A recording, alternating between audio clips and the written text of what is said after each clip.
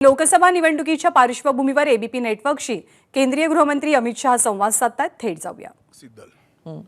ओवैसी हो, राहुल गांधी जी हो या अरविंद केजरीवाल हो या ममता जी हो, ये झूठ की राजनीति कर रहे हैं. भारतीय जनता पार्टी ने 2019 में अपने घोषणा पत्र में कहा है कि हम सीएए लेकर आएंगे और पाकिस्तान, अफगानिस्तान और बांग्लादेश के जो शरणार्थी है उनको नागरिकता देंगे. सीएए का कानून अभी चर्चा पर है. एक, इसमें एनआरसी का कोई प्रोविजन नहीं है. दो, इसमें किसी की नागरिकता छीनने का कोई प्रोविजन नहीं है. तीन, अगर विपक्ष को ये चाहिए कि उनसे चर्चा हो तो कोई भी कानून करने से पहले और बाद में संसद में चर्चा होती ही है. अब विपक्ष तुष्टीकरण की राजनीति कर कर, एपीसमेंट की पॉलिटिक्स कर कर वोट बैंक को कंसोलिडेट करना चाहता है. मैं उनको विनती करना चाहता हूं कि आप एक्सपोज हो चुके हो, ये मत करिए.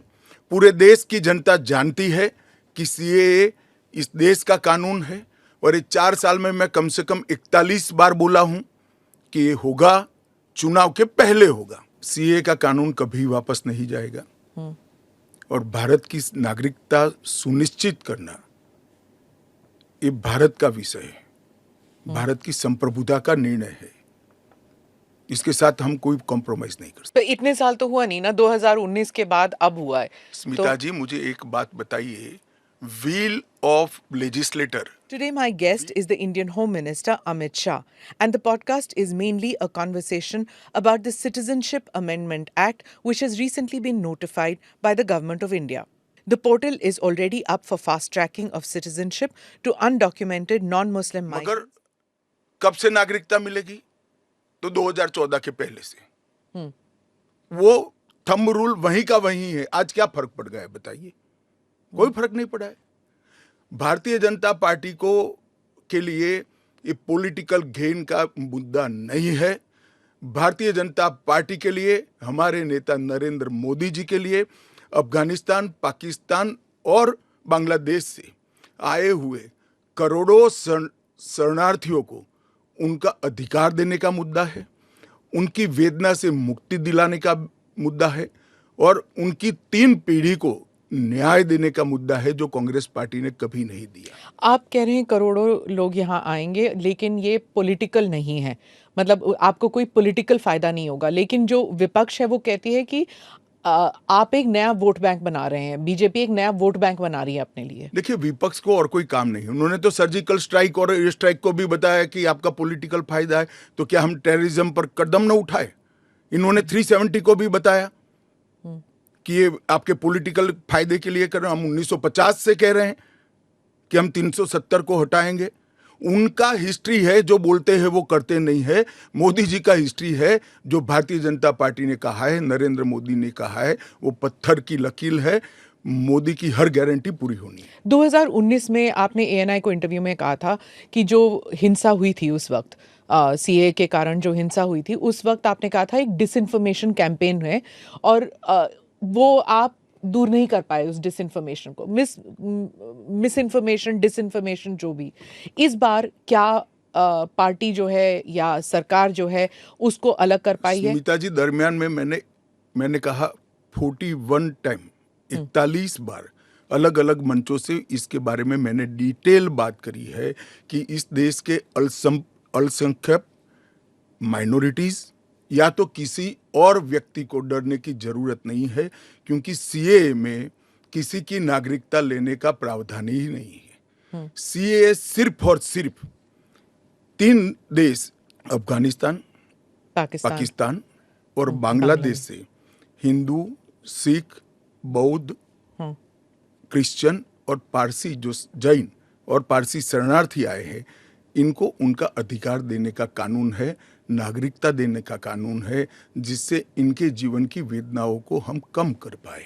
मैं बाकी रिलीजन्स के बारे में बाद में आती हूँ, पहले मुसलमान समुदाय के बारे में बात करते हैं, क्योंकि चाहे ओवैसी साहब हों, चाहे ममता बनर्जी हों, और फिर बहुत से विदेशी मीडिया जो है वो भी कह रही है it's an anti Muslim law, because आप मुसलमानों को नहीं शामिल कर रहे हैं. तो वो क्राइटेरिया ही है कि मुसलमान नहीं होने चाहिए. ऐसा नहीं है. आप इस लॉ को आइसोलेशन में नहीं दे सकते। इस देश का एक इतिहास है। 15 अगस्त 1947 को देश का विभाजन हो गया। देश 3 हिस्सों में बंट गया। वो बैकग्राउंड है। भारतीय जनसंघ, भारतीय जनता पार्टी हमेशा विभाजन का विरोध किया। हम कभी सहमत नहीं थे।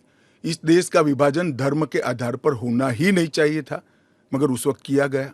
जब धर्म के आधार पर आप विभाजन करते हो और वहां जो अल्पसंख्यक है उन लोगों पर ढेर सारे अत्याचार हो, धर्म परिवर्तन कराए जाए, इनकी महिलाओं को अपमानित किया जाए, वो माँ बहन बेटी के लिए वो शरण में आए भारत की, तो क्या उसको यहाँ नागरिकता का अधिकार नहीं है?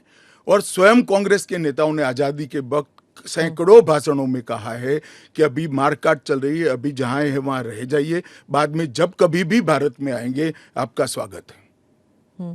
परंतु बाद में इलेक्टोरल पॉलिटिक्स चालू हुई, वोट बैंक की राजनीति चालू हुई। एपीसमेंट के कारण वो वादा कांग्रेस पार्टी ने कभी पूरा नहीं किया, जो आज नरेंद्र मोदी पूरा कर रहे हैं। सर, जो बाकी समुदाय, बाकी जो रिलीजन्स हैं, चाहे हिंदूज हैं, जैन हैं, बुद्ध हैं, सिख हैं, उन सबको तो मैं मानती हूँ, ठीक है, देवर रिलीजन्स बॉर्न इन इंडिया। नहीं, आंकड़े पर पारसी और अगर आप पारसी और ईसाइयों को ला सकते हैं, वो जो रिलीजन्स है, they were not born in India, तो अगर आप पारसी और ईसाइयों को ला सकते हैं तो मुसलमानों को क्यों नहीं?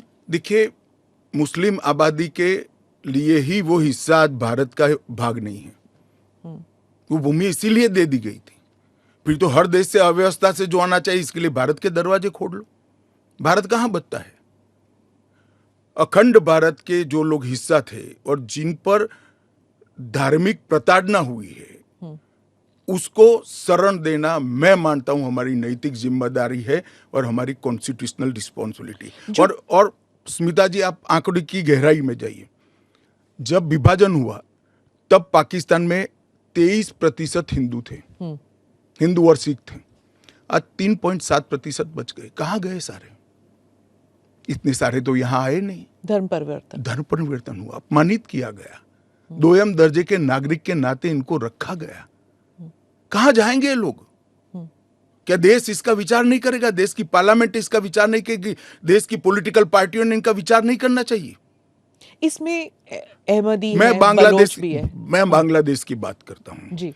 1951 में हिंदुओं का प्रतिशत 22% था। मैं 51 की बात कर रहा हूं। बांग्लादेश की 51 के आंकड़े ऊपर हमारे पास है। 2011 की जनगणना में वो 10% रह गए। कहां गए वो लोग? अफगानिस्तान 1992 के पूर्व, मैं 92 के आंकड़े मेरे पास लगभग 2 लाख सिख और हिंदू थे और आज करीब 500 बच गए। क्या इन लोगों को अपनी बिलीफ से जीने का अधिकार नहीं है? वो जब भारत एक था तब हमारे ही थे, हमारे ही भाई है, हमारी ही बहन है, हमारी ही माता है।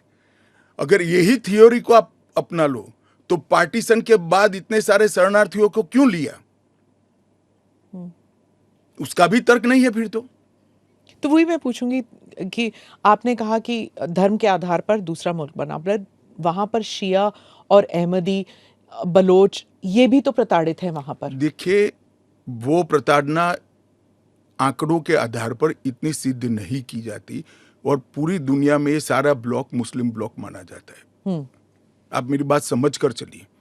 और शिया, अहमदिया वो तो छोड़िए, मुसलमान को भी अधिकार है यहाँ एप्लीकेशन करने का। हमारे संविधान ने रास्ता खोला है, वो एप्लीकेशन कर रेफ्यूजी के तौर पर ना रेफ्यूजी के तौर पर नहीं, नागरिकता लेने के लिए अप्लाई कर सकते हैं। भारत सरकार इनकी भारत की सुरक्षा और भारत की बाकी सारी चीजों को देखते हुए उसका निर्णय करेगी। अच्छा, तो एक रास्ता किसी के लिए बंद नहीं है। अच्छा। ये स्पेशल एक्ट इसलिए बनाया है कि ये किसी भी वैध डॉक्यूमेंट के बगैर शरण में आए हैं, बॉर्डर क्रॉस कर आ गए हैं। तो अब आपने पोर्टल भी खोल दिया है, उसमें वो सारे डिटेल्स करेंगे। वो पोर्टल सुरक्षित है और अगर किसी के पास दस्तावेज नहीं है तो क्या अब वो ना नागरिक है, ना माइग्रेंट है, ना रेफ्यूजी है, क्या बन जाते हैं? देखिए, मैं आपको बताता हूं, जिनके पास दस्तावेज नहीं है इसका रास्ता हम बाद में ढूंढेंगे, परंतु जिनके पास दस्तावेज है वो मेरे एक रफ अंदाज से 85% से ज्यादा है। और कितनी देर लगेगी, क्योंकि उन्हें एक ओथ भी लेना पड़ेगा? हमने वो कोई सब- समय मर्यादा नहीं रखी है। अच्छा, आराम से सब लोग एप्लीकेशन करें। मैं सबको अपील करता हूं आप आराम से करिए। ये एप्लीकेशन देश की सभी भाषाओं में है। आपकी भाषा में आप डाउनलोड कर सकते हो, एप्लीकेशन कर सकते हो, और आपकी समय की अनुकूलता से भारत सरकार आपको इंटरव्यू के लिए बुलाएगी और डॉक्यूमेंट की ऑडिट के लिए बुलाएगी। और वो फेस टू फेस इंटरव्यू होगा या फिर या फेस टू फेस होगा, face to face? Original document लेकर आना पड़ेगा। और अगर वो सेकंड जनरेशन रेफ्यूजीज है, मतलब अगर उनके बच्चे हो गए हिंदुस्तान में, 15 अगस्त 1947 से लेकर 31 दिसंबर 2014 तक जो भी आए हैं वो और उनके बच्चों का भारत में स्वागत है। ठीक। मैं आपके आलोचक के जो कमेंट्स हैं उनको पढ़ती हूँ, और आप बताइए। जो दिल्ली के चीफ मिनिस्टर हैं वो कहते हैं, वो सवाल उठा रहे हैं। उन्होंने कहा कि ये जो अंधाधुंध लोग आएंगे, बीजेपी उन्हें नागरिकता देगी, उससे थेफ्ट, रॉबरीज, रेप बढ़ जाएगा। दिल्ली के मुख्यमंत्री अपने भ्रष्टाचार के उजागर होने से अपना आपा खो बैठे हैं।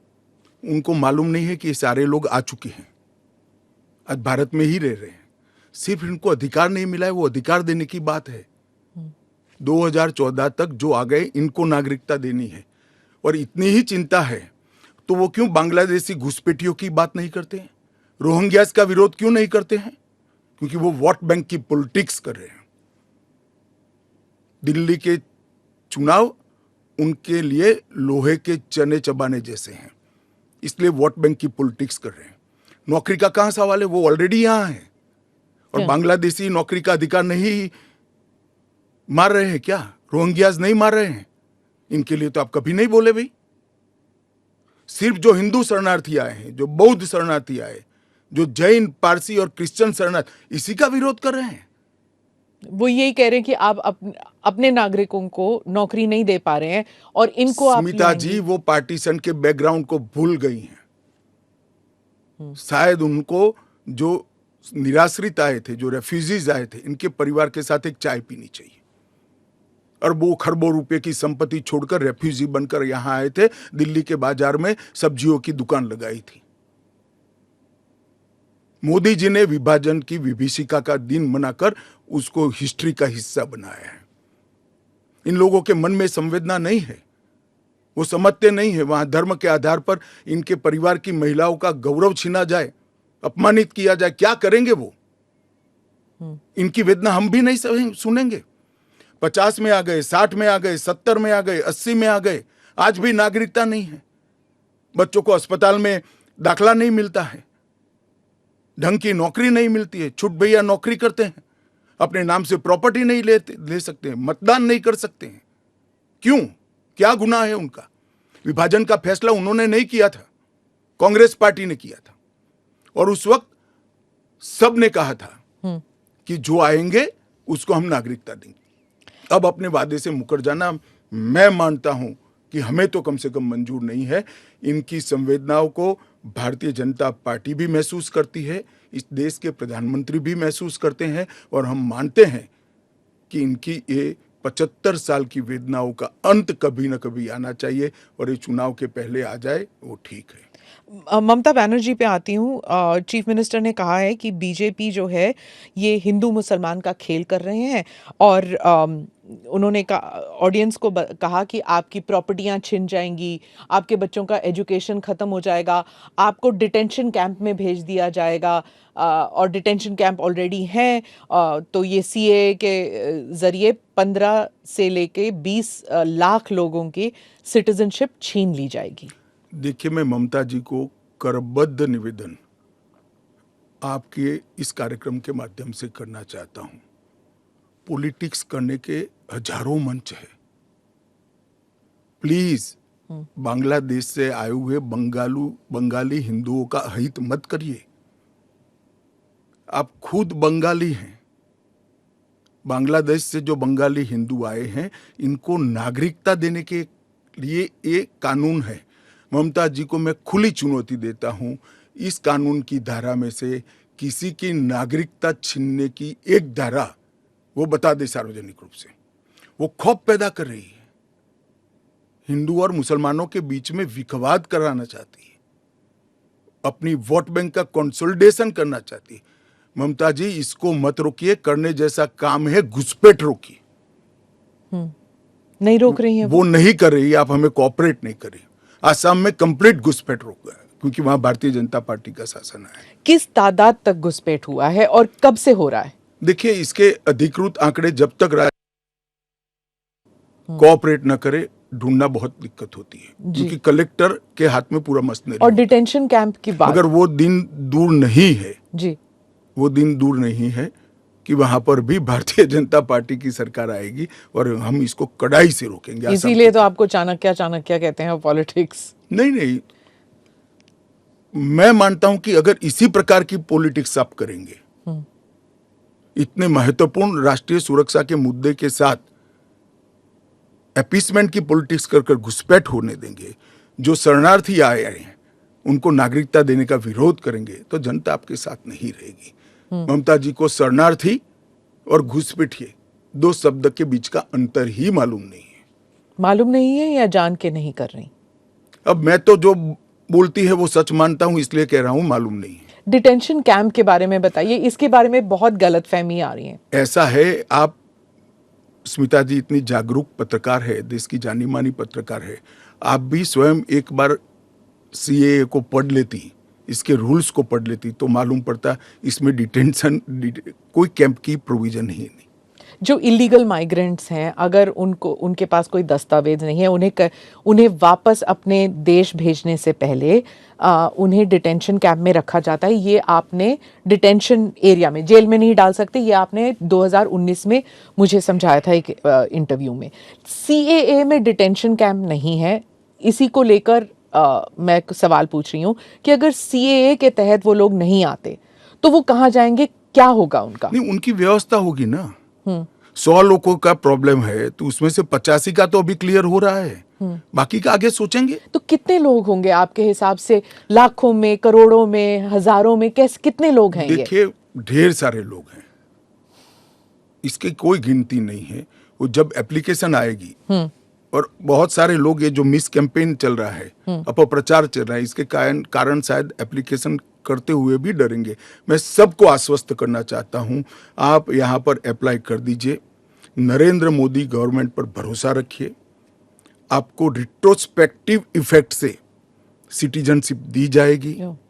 आपका अवैध तरीके से भारत में आना, इस शरणार्थी के रूप में आपको स्वीकृति ये कानून दे रहा है, इसका कोई क्रिमिनल केस आप पर होगा नहीं, और आपकी भारत में की हुई सारी एक्टिविटी को भी वैधता प्रदान की जाएगी। तो किसी को डरने की जरूरत नहीं है। उनके पास एक्स्ट्रा राइट्स होंगे या इक्वल राइट्स होंगे या कम राइट्स होंगे? इक्वल राइट होंगे, वो भारत के नागरिक माने जाएंगे, मेरा और आपके जितना ही अधिकार उनका होगा।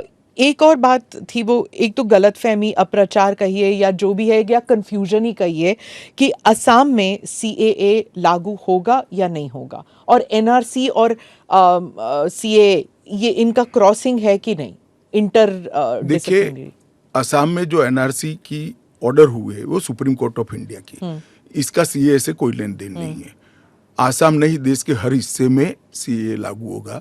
सिर्फ नॉर्थ ईस्ट के राज्य जहां पर 2 प्रकार के विशेषाधिकार उनको दिए गए हैं, वो विशेषाधिकार के तहत जो राज्य आते हैं उनको ही सीएए नहीं होगा।